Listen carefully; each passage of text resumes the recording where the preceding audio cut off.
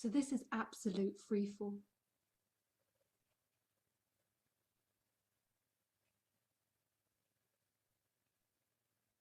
This isn't about a conceptual way of living, the being no I, or the being an I, or no doer or a doer.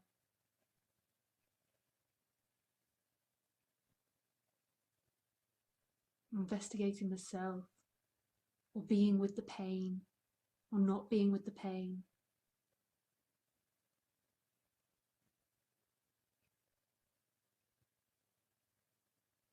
Healing or not healing.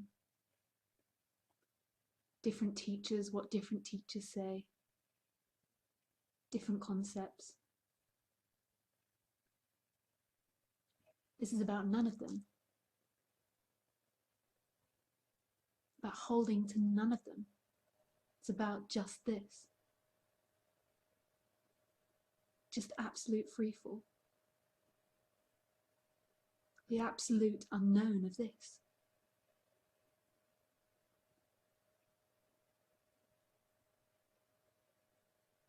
There's no right way, no wrong way.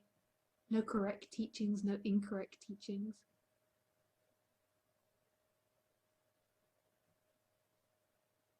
Just this. How many times can I say just this?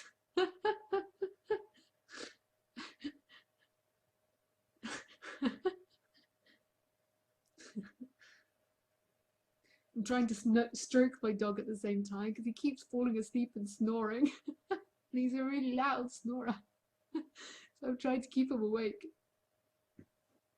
He doesn't look like he wants to.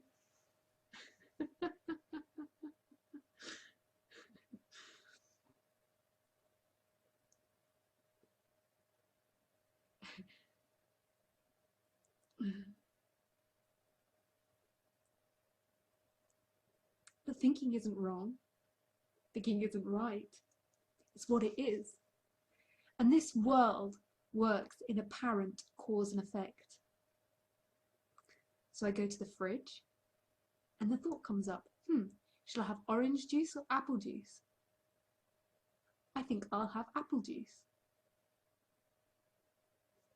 And then you take the apple juice and you drink the apple juice. It works in apparent one thing happening after another. Actually, that's not what's happening, but this is apparently what's happening. What's actually happening is always this.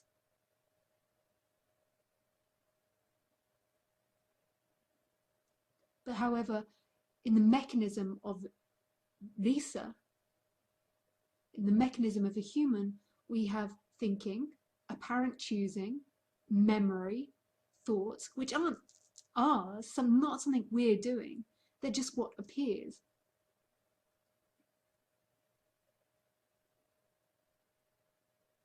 So they'll always appear to be choice, but it's nobody's choice.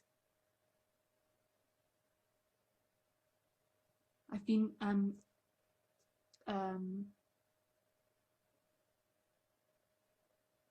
offered more work at my other job. Not more work, but a promotion at my other job. And there will be thoughts coming up contemplating this. But it's not anybody's thoughts. I'm not doing these thoughts. These thoughts are just happening. Contemplation of whether to take it or not take it will happen. But there's no sense here that I am doing this. They're just appearing. The same way as George is snoring, and he's just about to start snoring again, I can see. George's snoring appears. Just like this computer appears. It's the mechanism of the human to think. There's nothing wrong with thinking. There's nothing wrong with any concepts. Some will lead to happiness and some suffering. There's nothing wrong with any of them. Someone was asking me whether or not they should investigate pain. They're not investigating emotional pain, or whether they should just leave it. There's nobody there doing it. It either happens or it doesn't happen. And it might lead to peace, it might not lead to peace.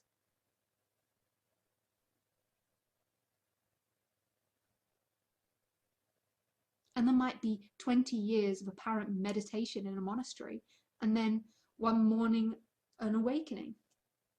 But it's not because of the meditation. That's just the apparent story of that person.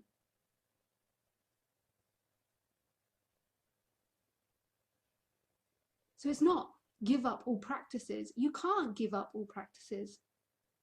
It's not that any of them are wrong or right. They are what they are. There's only ever this.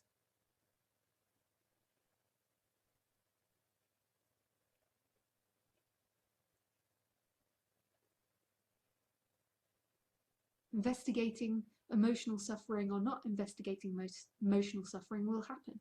Here, a lot of it happened.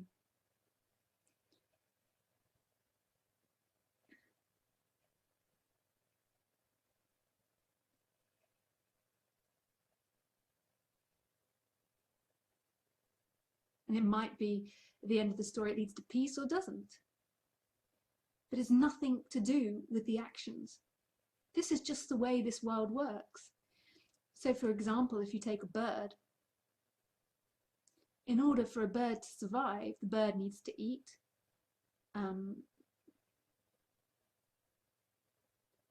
needs to drink,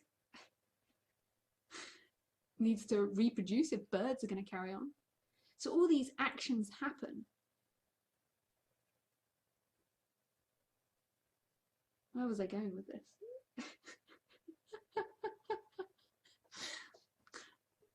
All these actions happen. But really all that's ever happening is this. But apparently that's the beautiful divine story of the bird. It's the beautiful divine story of this being, and we can, and it's seen through this. It uses this mechanism to experience the apparent story of Lisa, or the apparent story of you, or to watch the apparent story of the bird. It's beautiful. It couldn't be any more perfect.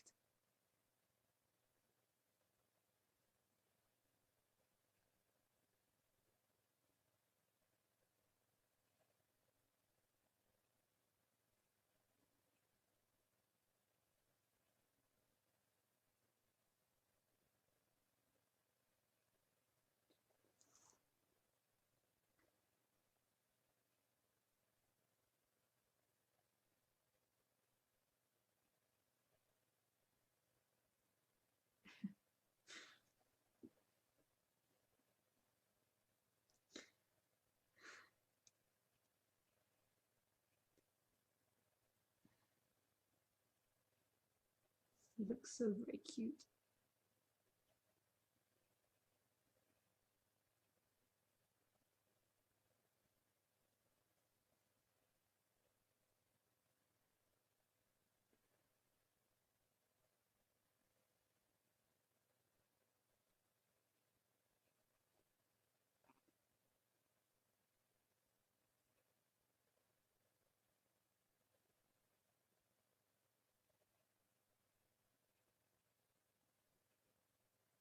Suffering always comes back down to believing there is a separate individual doing something.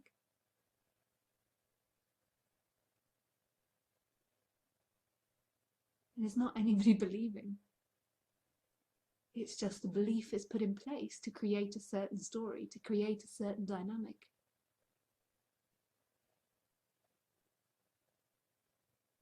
And then the whole story creates the apparent story of liberation.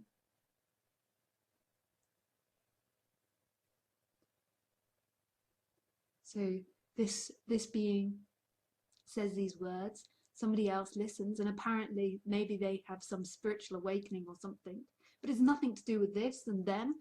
That's just the way the story's written, apparently. But there's never any other moment than this. It's just that we get to view this apparent larger story through memory, through ideas, through thinking, which is divine. That's divine. It's such a clever, clever way of seeing this world, of creating this world.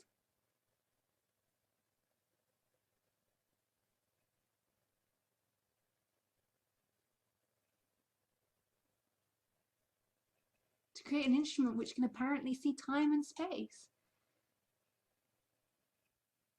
Can see watch their grandchildren grow up, or their dogs playing and growing old. It's just divine. But it's all only apparently, because really there's only ever this.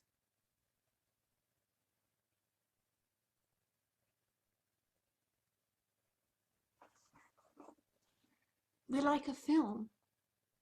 You know how in the film there's like it's lots of pictures to put together, and then you run it and it looks like a moving film. We're this. We're always only this. Making the appearance of a whole film. We can remember generations. We write about history and dinosaurs, but it's only ever this.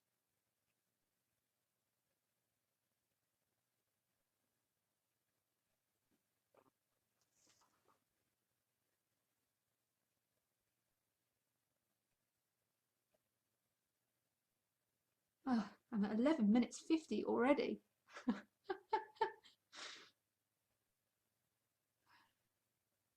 I'm going to try and stop at 15 this time so I can upload it to YouTube.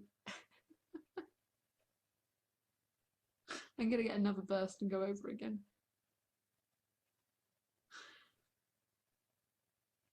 You see? I'm going to load it up to YouTube. It's the apparent doer. Isn't that fantastic?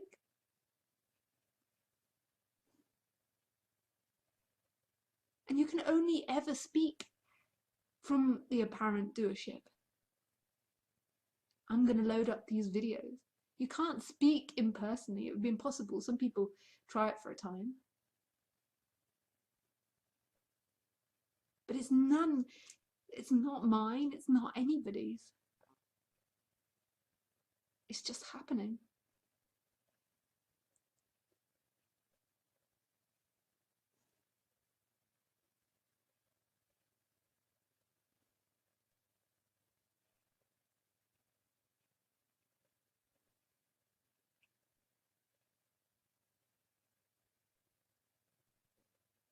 To fall in love, to know God, is to lose everything. To stand in this moment absolutely naked.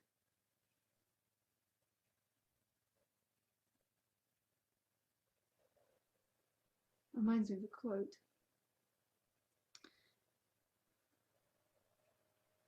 To live life in a perpetual state of loss is to know God.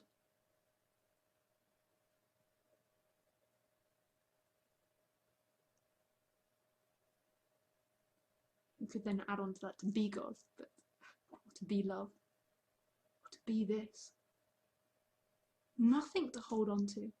No teachings, even everything I've said. That's just arising in this. That's no truth. Can be considered in the mind.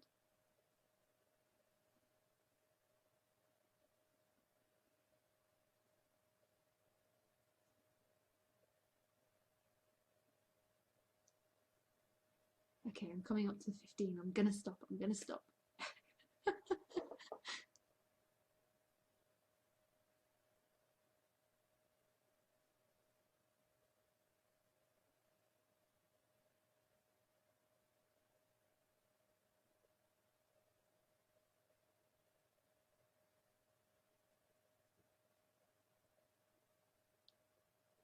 This isn't about the words. It just appears that way.